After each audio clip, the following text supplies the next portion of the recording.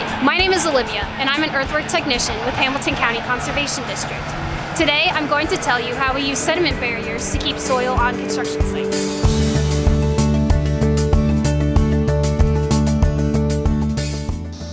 A common type of sediment barrier is a silt fence, which is often installed around the perimeter of a site, as seen here. Silt fence is made of geotextile fabric, and it is staked and trenched into the ground at least 6 inches deep. When installed correctly, silt fence functions by ponding runoff and capturing sediment, allowing cleaner water to filter through. Mulch berms are another type of sediment barrier that is composed of wood chips. They are usually about 1 foot in height and 2 to 3 feet in width. Here is an example of one.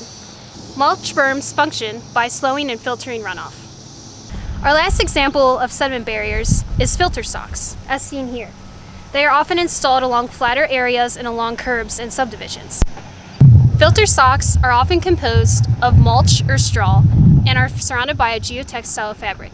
Like the other sediment barriers, they function by ponding and slowing runoff and capturing sediment, allowing cleaner water to run through.